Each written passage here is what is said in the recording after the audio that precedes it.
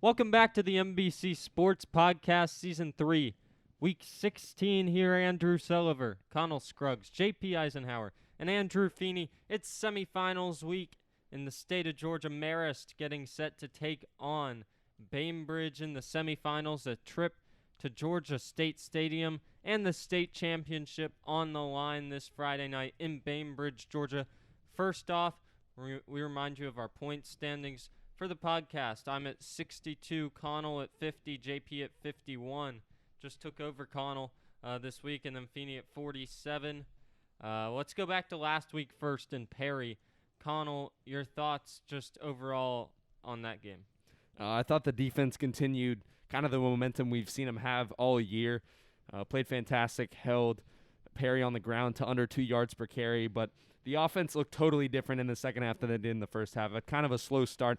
If you look at the stats, you really wouldn't be able to tell a difference in the first and second half, but those 4 turnovers near the end of the first half were you can't have those in a game versus Bainbridge this week, a team that I think is much better than Perry.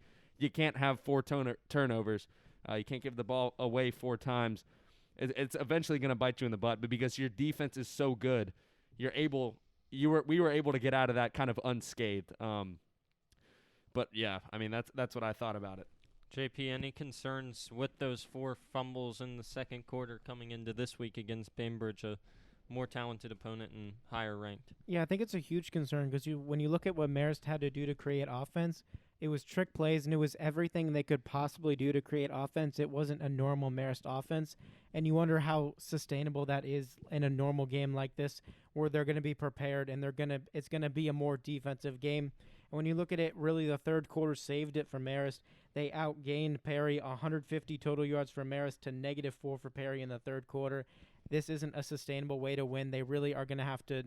I mean, it was 4 straight drives with 4 straight fumbles. That's not something you could do against a more competitive team. This is a team that moved down from 5A, so it's definitely a team that can compete at a higher level than Perry could. And Feeney, on the road last week, I think we saw a little bit of the first quarter wasn't terrible, but a slow start, I think you could say. Do you think there's any concerns about going on the road even farther this week with a 4-hour trip, with how the War Eagles will come out of the locker room playing early on? No, not really.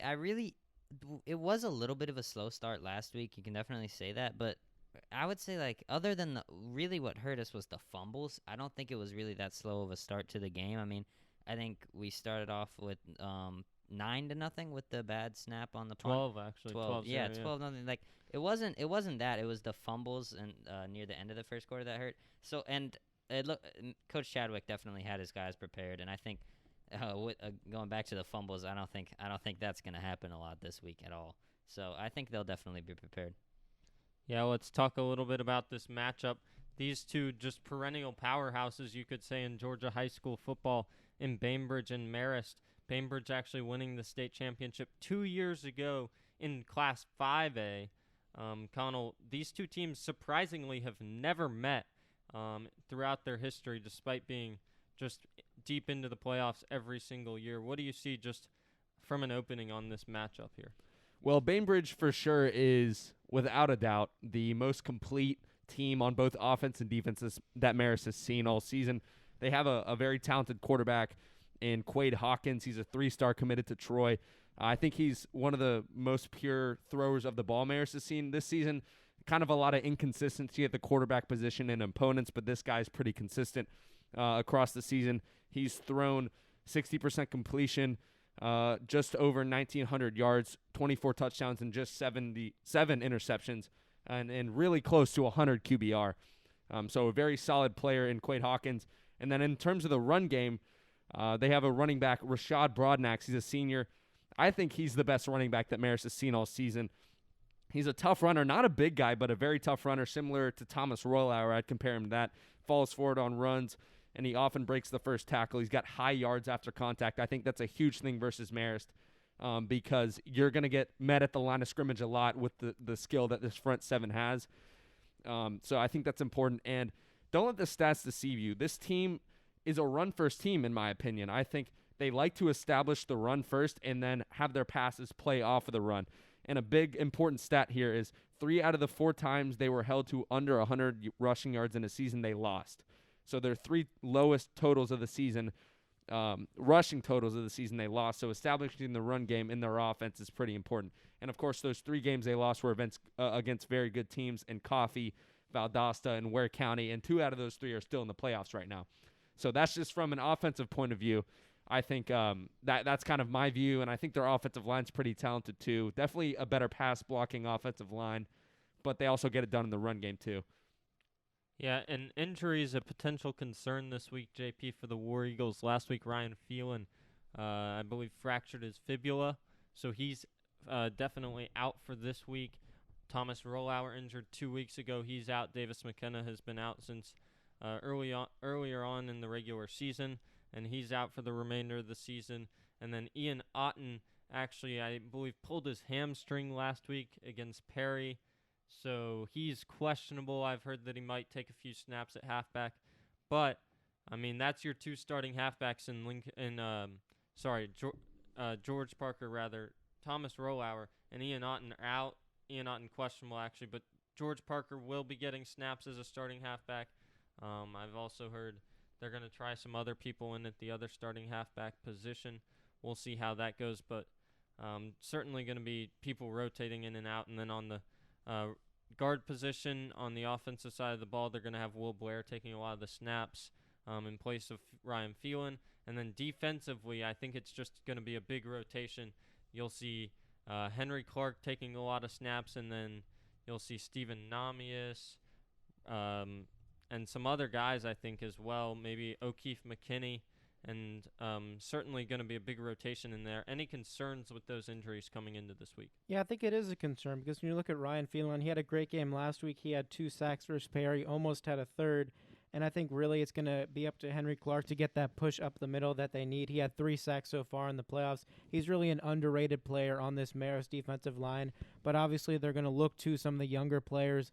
And I think it's really going to need to have a lot of younger players step up in the middle, because when you look at the edge pressure, that's really important. But when you look at what the quarterback for Bainbridge has struggled with throughout the season, it's been that interior pressure when he's had to step backwards in the pocket and throw off his back foot. That's where he has most of his interception, and that's where he throws most of his inaccurate throws.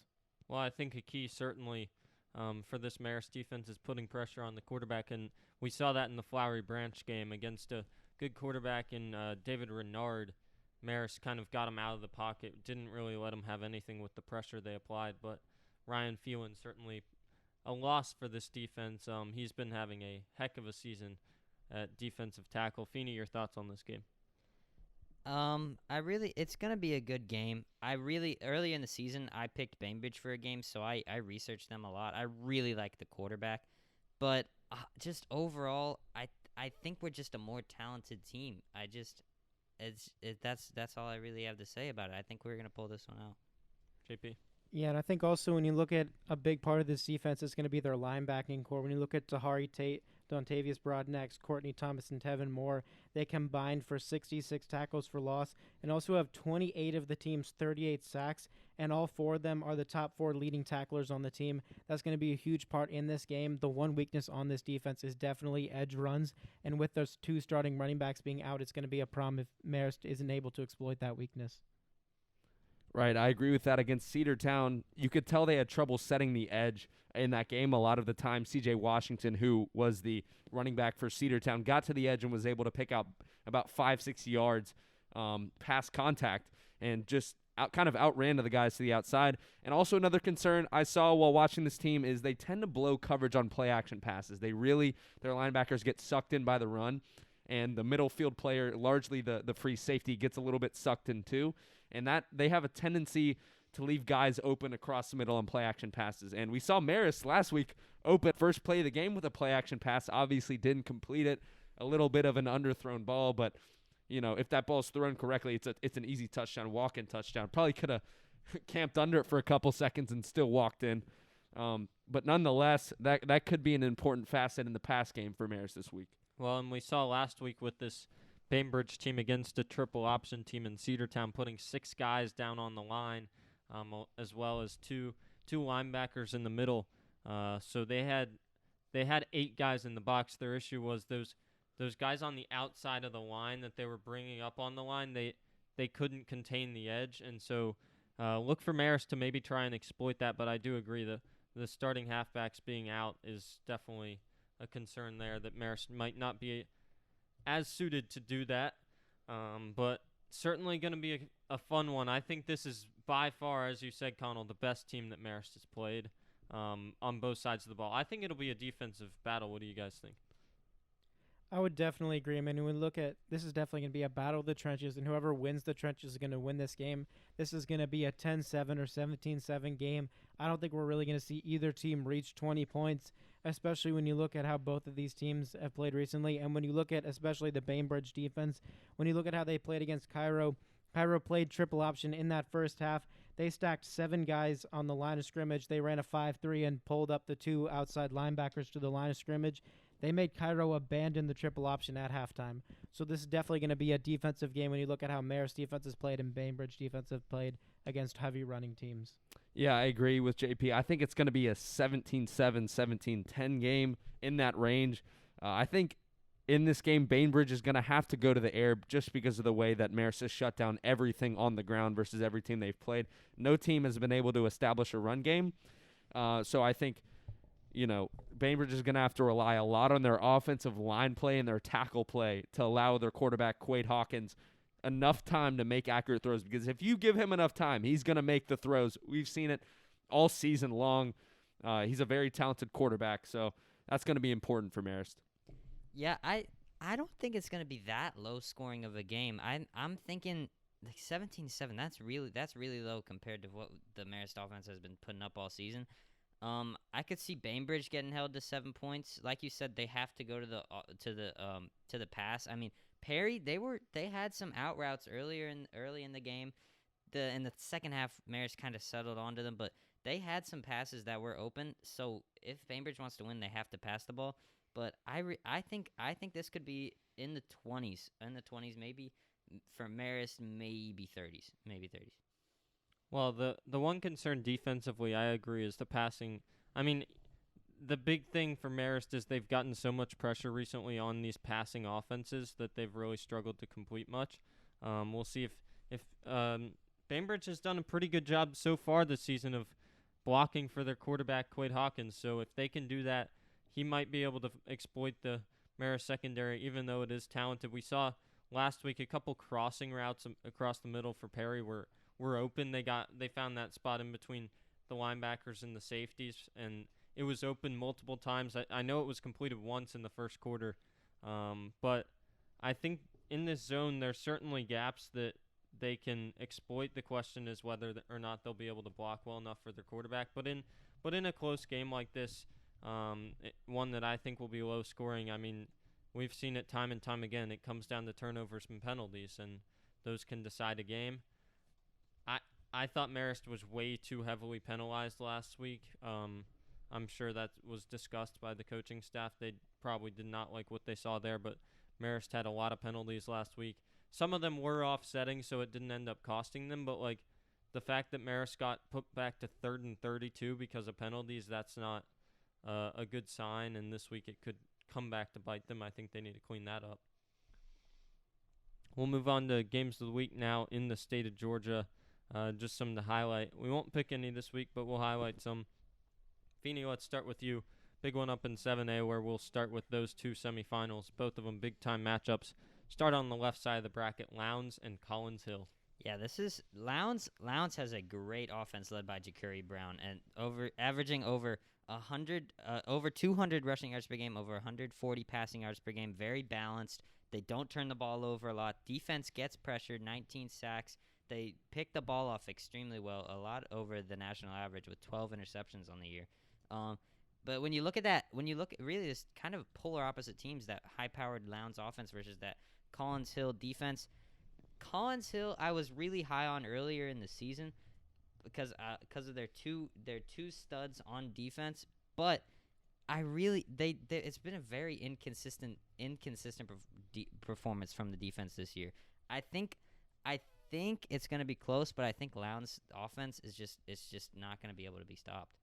Yeah, Ja'Curry Brown in there, just an athlete beast. at quarterback. But Lowndes, it's been interesting. They were doing so well this season. They got quarantined with coronavirus, came back and struggled for a couple games. I mean, almost lost to Tiff Downey in a game that shouldn't have been close, but now it seems like they're back on track. We'll move to the other semifinal in 7A, Grayson and Norcross. This might be the game of the week in the state of Georgia. I mean, there's a few others we'll talk about, but only 2 undefeated teams in Class 7A, 2 of only 8 undefeated teams in all classes, and they're matching up together. Each team has won 2 state championships in the past decade, with Grayson in 11 and 16 and Norcross in 12 and 13 back to back. And I think you see another defensive battle here. Neither team giving up more than 21 in a game this season. Norcross held Colquitt County last week, a team that just puts up staggering numbers. They held them to 7 first downs and 7 points. 150 total yards of offense. That's unbelievable. And those were the 7 fewest points that Colquitt has scored in a playoff game since 2005. The offensive playmakers for, I think Norcross, you got to look at quarterback Mason Kaplan, 2,200 yards, but I think it all starts with their defense there. And same with Grayson. I mean, offensively, they have Jake Garcia, guy that just committed to Miami at quarterback, who's transferred in and done pretty well. They're without their star Clemson committed running back in Phil Maffa. That might be something to look at, but another defensive team, and I think this one's a 14-10 game or a 17-14 type of football game that'll be battled out on a grass field, which gives Norcross a little bit of a home field advantage, but Grayson's put Norcross out of the playoffs in 2 of the past 3 seasons, so I think that one's – I think the talent lies with Grayson again, and it lied with Colquitt last week, but Norcross is such a good, well-coached football team that it could go either way. Let's send it to you, Connell, for the other one in 4A, Marist, Bainbridge on the right side, and then the left side, Benedictine and Jefferson. Right, Jefferson traveling to Benedictine in Savannah for this matchup. Let's first look at Benedictine, a team that has not scored less than 42 points in the playoffs, winning 42-35 in the first round, 45-23 in the second round, and then 48-13, an absolute blowout in the quarterfinal round. They're led by quarterback Holden Garner, who's a 3-star with 6 SEC offers. He's extremely efficient, 70% completion, 21 total touchdowns, and only 1 interception on the year. So a guy that really doesn't turn the ball over a lot. And then he's throwing to his leading receiver, Trent Broadnax. He's a Duke commit. Really solid offense. Get it done both through the air and on the ground. Only problem for them has been their defense kind of throughout the season.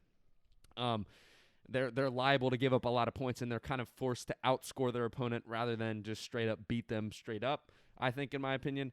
And then looking at Jefferson, this is kind of an opposite team, a team that loves to run the ball, triple option, heavy running offense, led by Malachi Starks, 5-star athlete at the helm. He's not really a quarterback, but in the triple option scheme, he works fine as a quarterback just because his ability to run the ball. He's extremely talented, committed to UGA recently. He's only thrown 28 passes this season so far, and he's only completed 10 of them. And 7 of those 10 have gone for touchdowns, so they really don't throw the ball a lot.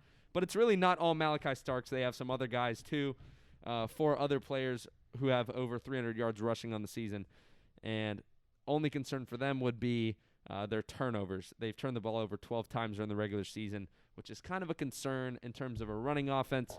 But their defense is solid, only giving up 10 points per game. So this should be a good matchup. I expect Jefferson to win.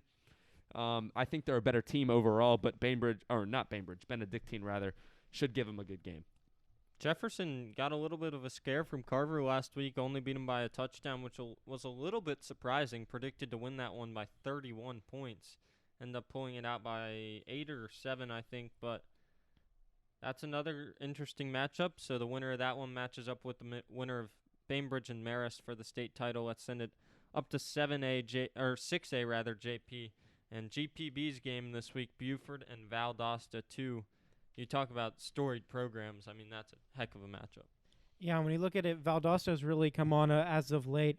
They're 7-4, but really they're a lot better than their record shows, especially coming into this round of the playoffs. But when you look at Buford has just been dominant. When you look at since 2000, they're 281-23 and have 11 state titles. They ran for 256 yards last week. and just dominant 44-15 win over Hughes, and that was 15 points given up.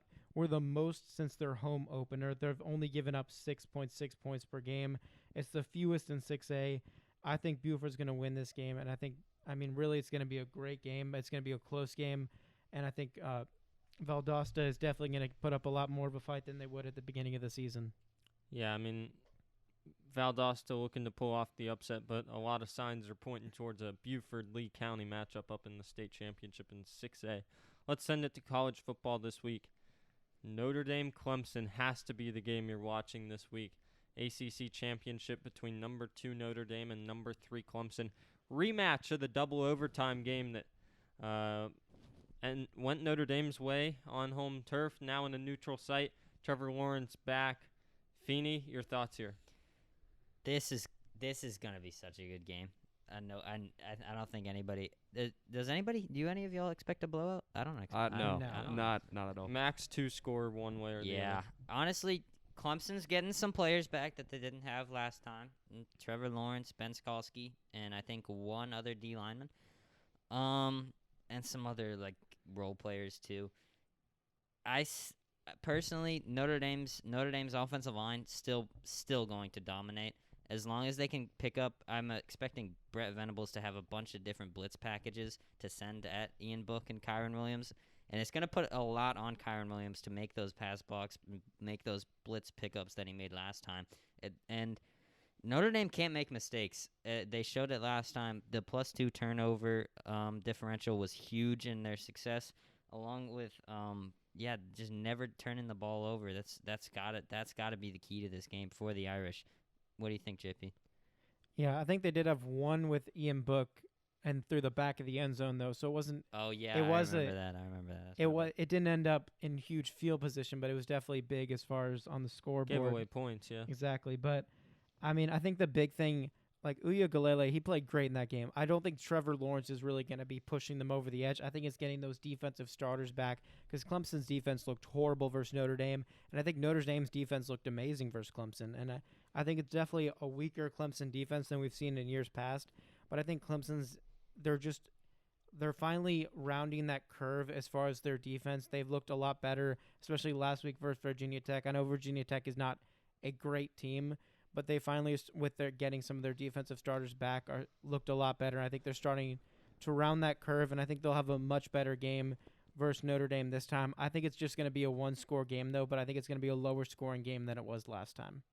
Who are you picking? I'm Yeah. picking Clemson in this one. Feeney, you got Notre Dame, right? Of course.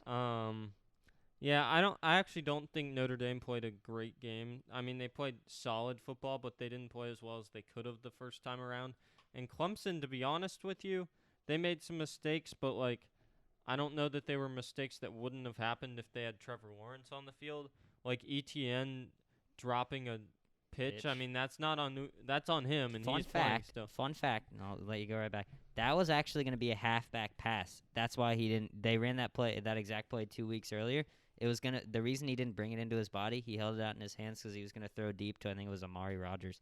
It was wide open. So him bobbling that, it was a huge turning point in that game. Yeah, Owusu Koromoa picks it up, returns it for the touchdown. But yeah, I don't think Notre Dame played perfect. I know Clemson didn't play their best game, but if they both play well, I think it's still a 1-score, 2-score football game. I know Clemson's favored here, but I just don't. Clemson's linebacking core looked so bad against the run to me that I'm not sure they win this football game. You saw that opening play with the run with Kyron Williams. My goodness, that was such a bad play out of the linebacker. Stretch. I get the blocking was good. It should have been a 10-yard gain maybe, but he just put a linebacker to the ground, broke his ankles. The linebackers look slow all night, and they better not look slow against this Notre Dame run. I'm going to pick Notre Dame here in a 1-score game again. I'm with JP here in the fact that I don't think Trevor Lawrence coming back is going to be the big story of this game because Uya Galele looked fantastic in that game. But I think it's going to be a lot on the defense, and specifically like you were mentioning, the linebackers. There's a couple things Clemson's got to do in this game if they're going to win it. They got to get pressure on Ian Book because in the first game, they really couldn't. They could not sack him. They could not get him on the ground. Ian Book was able to escape numerous times, extend the play, and do what he does best, which is kind of improvise, get the ball down the field. And that's how they were able to extend drives. And then also, they got to stop the run. Kyron Williams had a heck of a game versus Clemson in the first matchup. And I think a lot of that is going to be on the linebackers and Brent Venables. He's going to have to dial up those blitz packages that he always does, and they're going to have to get home. They're going to have to confuse the protection of Notre Dame and then be solid in the run game if they want to win this game. I think Trevor Lawrence isn't enough to push them over the edge. Yeah, I agree. But I am picking Clemson, by the way. Okay, Just okay. to Come clarify. on, Connell. I don't believe in my Irish.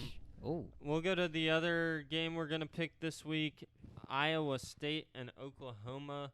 I mean, I don't think there's much up for grabs here besides the fact that it's for the Big 12 championship. I don't know. uh, Iowa State might be playing for a playoff spot. No, I don't think so.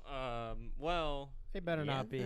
technically, No. they are. The committee thinks they are. theoretically, I guess they could be because of Iowa the- State is completely overrated. all they would have to do They're is not even a top 10 team. I don't think well, anybody I think the understands. playoffs set unless if Notre Dame beats Clemson, it's not. If Clemson beats Notre Dame, the playoffs set unless we see an upset of Ohio State this week by Northwestern.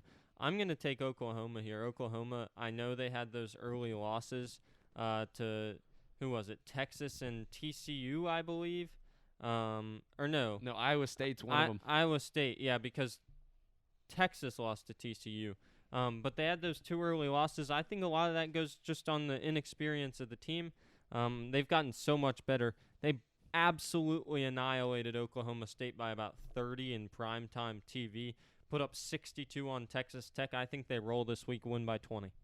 I am also going to pick Oklahoma. If you looked at that first matchup, Iowa State versus Oklahoma, you could tell it was Spencer Rattler had not had enough time on the field. He was a lot of inexperience on that team, and it was late second half turnovers by Rattler that kind of won the game for Iowa State. It came down to the wire in that first matchup, even when Oklahoma played so bad. But I think they're going to have to defend Breece Hall, who has been one of the best running backs, underrated running backs in college football if they're going to win this game. But I agree with you. I think it's going to be 14-plus points. Oklahoma win. Yeah, I'm going to agree with you there. I think Oklahoma's going to win this game. And we look at it, Spencer Rattler started playing like we expected him to play at the beginning of the season. When I know Connell did, I did also. We picked Oklahoma to be in the playoffs.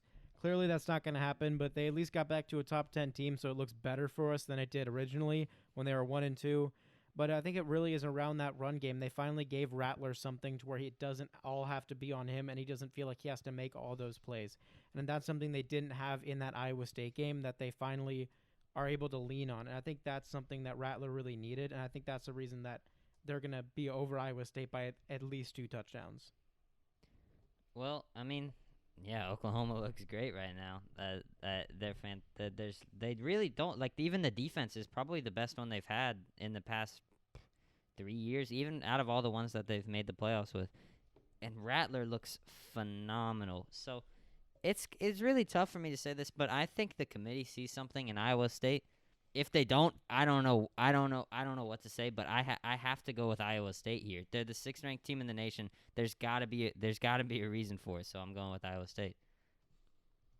Let's go upset picks here for a second. I already picked mine, but I'm going to take it again. Notre Dame over Clemson, 10.5 point Unbelievable. underdogs. I mean, that's unreal, especially given they're bigger underdogs now than they were the first game, even though they won the first game. I guess that's a Trevor Lawrence factor, but a little questionable there on the spread. But I picked Notre Dame over Clemson in the just straight-up picks. I'm going to pick them for my upset pick. 2 in a row for me. Something tells me Feeney wouldn't mind if it was 3 in a row. Connell? I'm going to go with Minnesota over Wisconsin. I think Wisconsin's been a very cold team, lost 3 in a row to Northwestern, Indiana, and Iowa. And Minnesota, after starting off really bad, has won the last 2 games. So I think they're a little bit hotter. This spread's 12.5. I don't think it should be that large. Got me an upset pick last week. Right. I think if Minnesota doesn't win this, they cover. But I think Minnesota's got a real chance to win this game. JP. Yeah, for me last week it was a rough one. A 3rd and 23 lost me my upset pick. I'm going to go Ball State over Buffalo. When you look at it, it's really going to be around them being able to contain Patterson, who exploded for 8 touchdowns, and that really got them into the spotlight. I really think that's why the spread's 13.5. When you look at Ball State, they've played pretty well all season. They have one loss, their first game of the season. Ever since then, they've won 5 straight. And Buffalo struggled a bit on defense, and I think that's going to be the main downfall for them. When you look at Ball State's passing game, it's much better than Buffalo's passing game, and Buffalo really has to run the ball to win. And I think Ball State's going to be able to do just enough to contain Patterson. It's definitely going to be a high-scoring game, and it's going to be a shootout, and I'll take the passing offense in the shootout. JP, every week with you, man. It's always my upset pick was so close last week. It's just you one know what? play. If It happens to everyone. yeah, All of okay. us. That's the way upset picks work, It's man. They But kill it's a you. rough one. You know, Florida tripped over their own feet last week. See what I did there? You know. Yeah, it was- Come on, Vinny. Marco Wilson, number Oh, one public man. enemy in Gainesville. he's currently. got to be benched this week Poor for Alabama. Poor kid. He has to be Oh, benched poor this kid. week. He's gonna get exposed by Devontae Smith. So Oh, he is Oh, absolutely. God. You feel like he has to be benched after He's gone missing. throwing I he don't threw doubt. away their playoff chances by throwing literally, his shoe. he literally threw him away. Well, according to Dan Mullen, if they beat Alabama, they should be in. But also, according to No. the playoff, it looks like the playoff committee. The they have playoff a, they have a committee agrees chance. with it Dan looks Mullen. like. For that reason, I'm gonna whatever. take Man, Florida. Well, let's Number- let's let Feeney do a spiel right here. Let's go. I'm gonna take Florida over Alabama. Honestly, I don't think they're that bad of a team. They they did slip up, Connell. They did mess up. Oh yeah, they're not. Yeah, They're not bad at all. They're our, a really good. our team. guy Max Johnson took it to him. yeah. It's that's just sad. Like they shouldn't have ever allowed that to happen. I don't think they gave LSU enough respect going into it, planning, scheming. I think this week is going to be a lot different because with their playoff ranking, that coach is going to think that they still thinks they have a chance. They're going to come to play. It's going to be a shootout. I got Florida winning 66-60. Wow. Oh my God. 66 to 60. That's- Hold on. All right. Look, Um, that's crazy. I was with you until the score. Let's get into Heisman talk here for a second. I've said it since about 6 weeks ago. My guy has been Devontae Smith for Heisman, even though I don't think he was going to get it. Now I think there's actually a chance he might get it given the way he's exploded. I mean, he was doing well earlier in the season, but he's exploded recently. Yeah. I think right now, based on Kyle Trask has played fantastic. I think it was kind of his Heisman to lose, really. Coming into the SEC championship and based on I think his guy Marcus Wilson just lost it for well, him. yeah, and I was saying, but going into the SEC championship and in that game versus LSU, it was kind of his Heisman to lose. I think he had the slight edge on Mac Jones. I think actually in the ESPN polls they had the same amount of points, 53-53. But after that last week's performance against LSU, I think he might have lost that Heisman. I think right now it might, and I'm trying not to be as biased. I'm trying to be as unbiased as I can here, but I think it's a two-man race between Devontae Smith and Mac Jones currently for Heisman. Tee off for Heisman. Yeah. All right, that's out the window. He's a Yeah. great player, probably number 1 overall pick, but not the Heisman this year. I think. All right, question for you guys: if you had one first place vote, you could only give one vote to any of the guys in the Heisman conversation. Who would it be? I would say Devontae would Smith have to right be. now. It has to be Devontae Smith right now. Like Mac Jones gets him the ball, but he every time Mac Jones throws him the ball, he's open. There's a reason for that. Devontae Smith deserves to be the Heisman, and first wide receiver to ever get it. But he deserves it. He deserves it. All right. Yeah, I got Devontae Smith, JP. You know, I don't even know how they pick Heisman anymore because it seems so it's going to be a quarterback. We all know this. It should be Devontae Smith. It's going to be between Trask and Mac Jones. Trask has played better. It's going to go to Mac Jones because Mac Jones has the better team. Has Trask played better? Statistically, he's played better in that Here's the game versus thing, though. LSU. I do hate think this. I do think if Florida wins against Alabama, that he Hey, might win in it. the loss to LSU, he played well. It was his defense that really let him Well, down. he had 2 turnovers. Yeah, he and threw two Okay, picks. You that know, one look- interception though on Well, the sideline. here's the thing. He That threw one it right at the interception He threw but it. He yeah. threw it behind his receiver. But the so one it's- interception was in it. Actually, that no. was insane. He had Threw it 3 behi- turnovers. yeah. Actually, he He had a had 3. fumble and 2 Yeah. interceptions. And the And- problem, but the he still. the second pick was a bad throw, and But it was still mainly a defensive problem for Florida. all I'd right, say. well, all right. Here's my opinion. He had 3 turnovers throughout the season. He's played fantastic, without a doubt. But a lot of the times in the Heisman when you're talking about Heisman voting, it's what have you done for me lately, and less of what have you done for me over the whole season. We've seen a lot of players lose their Heisman candidacy in the last couple games of the season, and I think Trask might be one of those cases, although he's still in it. I mean, if he goes out there and beats Alabama, like you said, Andrew, I think he could have a chance to win it. I don't know. It's going to be tough, though, with Devontae doing what he's doing right now. Yeah, and I messed up. I said first wide receiver to ever win it. He would not be. He would be the worst wide receiver in, I think, 40 Since Desmond Howard. No. Yeah, Desmond was Howard. A corner. Desmond was a Well, corner. no, he was a wide receiver too. So.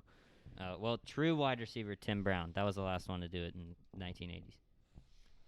I think it's initially I thought there was no chance Devontae would get it, even though I thought he should.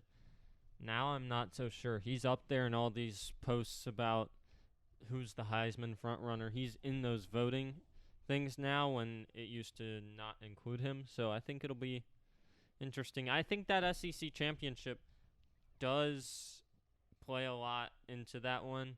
The only person outside of those three that might have a chance is T-Law. We'll see what he does against Notre Dame. I mean, theoretically, if he just goes out. I think Book has Justin a Fields Who is has a out. better chance, Book or T-Law? I think I think I- T-Law, who but might I don't might think either deserve it one. more? Maybe Book. Book deserves I it more. hate Who has that. a I don't better think chance to? I don't think hate the either has a stats. chance. I hate I think to be Justin honest. Fields, I think though, it's a No, I don't Justin either. Fields is out. Yeah. It's a three-man race, Yeah, to it be is. I'm honest. just saying that theoretically, if it- Florida gets destroyed and T-Law leads Clemson to win, then T-Law might be the third finalist okay. over Maybe. over Trask. We'll see. It'll be interesting. It will. What else will be interesting is the Marist versus Bainbridge matchup this Friday night. Smooth. Bainbridge, Georgia. Get ready, everybody. NFHS Network, 7:30 p.m. Tune in to the MBC pregame show with JP Eisenhower, Emmett Probst, 7 o'clock on NFHS, and then Connell and I'll have the call one last time on the MBC Sports Network. Should be a fun one. We're predicting the closest game we've gotten to call all season, and a trip to the state championship on the line. Not much more you can ask for. So make sure to tune in, everybody. That'll wrap it up here for the MBC Sports Podcast today. Thanks for tuning in.